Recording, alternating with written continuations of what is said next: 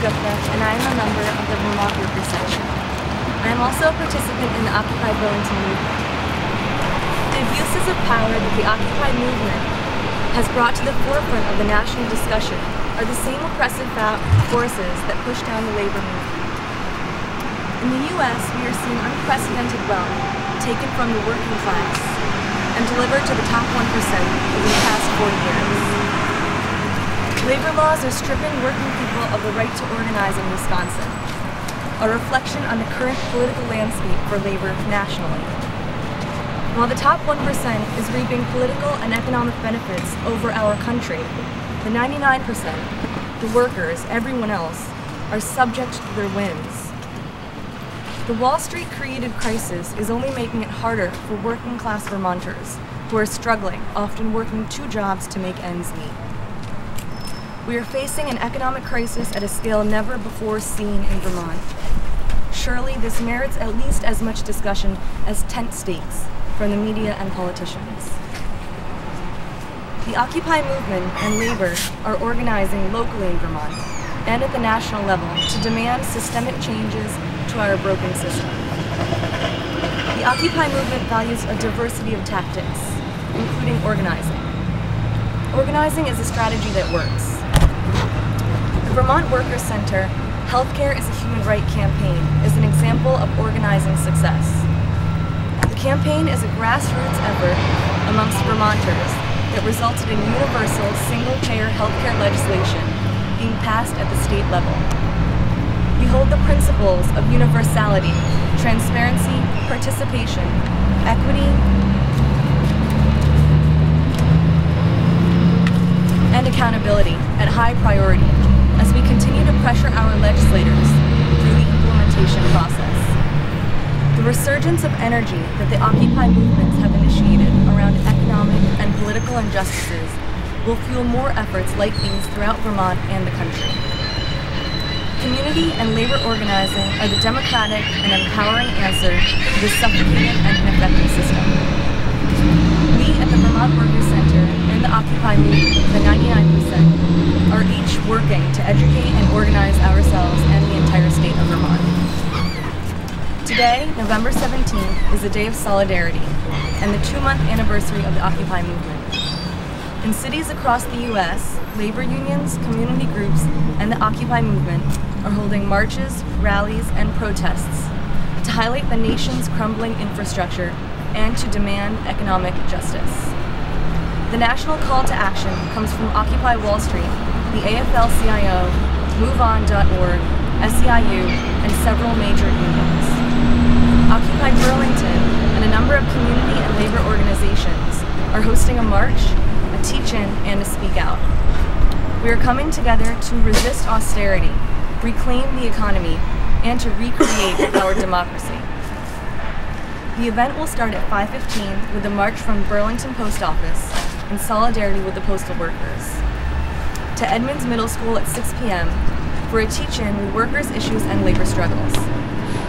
Then at 7:30, the Vermont Workers Center is hosting its Put People First community meeting, in which Vermonters will learn how to organize for their human rights, including the right to a livable wage, healthy food, affordable housing, public transportation, childcare, education, and healthcare. As Vermonters, we are coming together and are standing up locally for our rights. Thank you. Good morning, everyone. I'm Ann Peterman. I'm the Executive Director of Global Justice Ecology Project. And we called this press conference today as part of the National Occupy Day of Action. Today, November 17th, is the 2-month anniversary of the beginning of Occupy Wall Street. And at last report, Wall Street was shut down by protests in New York. Massive numbers of people have come out to say no more to the 1%. In addition to New York, protests are being planned or are underway in Seattle, Chicago, Los Angeles, Philadelphia, Boston, Portland, Miami, Baltimore, Detroit, Milwaukee, Minneapolis, and Washington. There's also a national call to occupy college campuses. This is a lesson the 1% never seems to remember. The more people are put down, the more they're repressed, the more they will stand up to power. And that is what we're seeing. But it's not just in the United States. People are rebelling all over the world. And it's not only about economic injustice, it's about environmental destruction.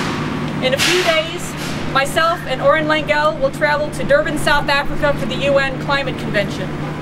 There's an Occupy movement building there too called Occupy COP17 because the UN Climate Convention is another institution co-opted by the 1%. The 1% and their predecessors are the people who've trashed the atmosphere.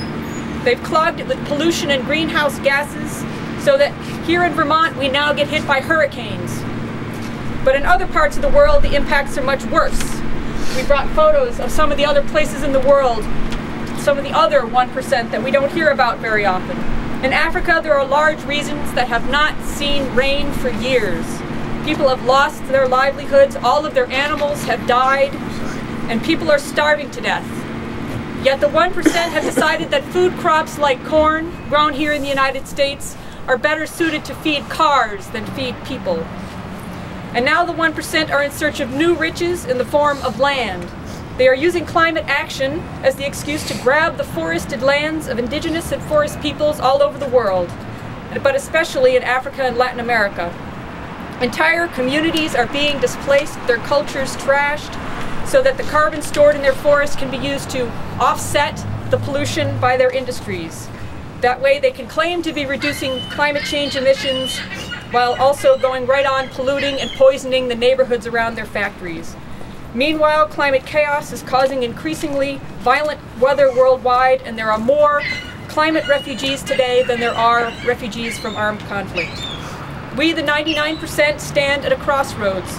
The Earth is fast approaching a tipping point, forests are falling faster than ever, the oceans are being poisoned, and species are going extinct at a faster level that we haven't seen since the dinosaurs.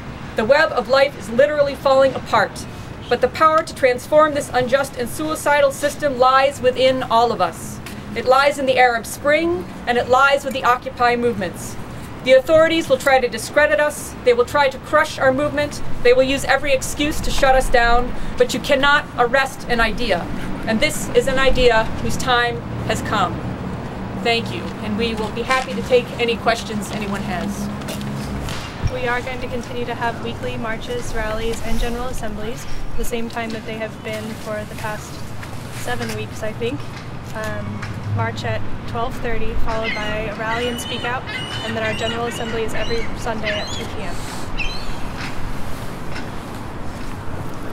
Is there any more plans to occupy anything else physically, like a park or a building, or have there been any discussions, or has there been any, has the group? General Assembly has not come to any decisions on that.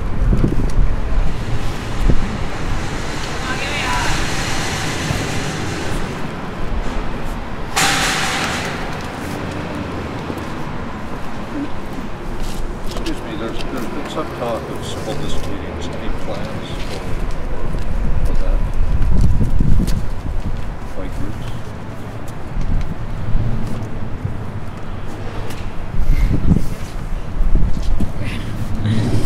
There are currently no plans for civil disobedience that have been approved by the General Assembly.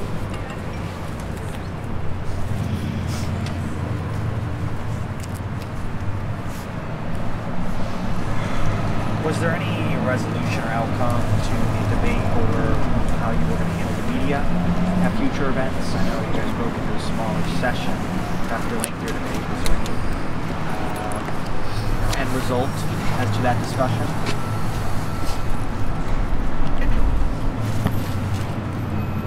That's something the media working group is currently developing a proposal for, which will then be presented and discussed during Sunday's GA. Currently, we still have no official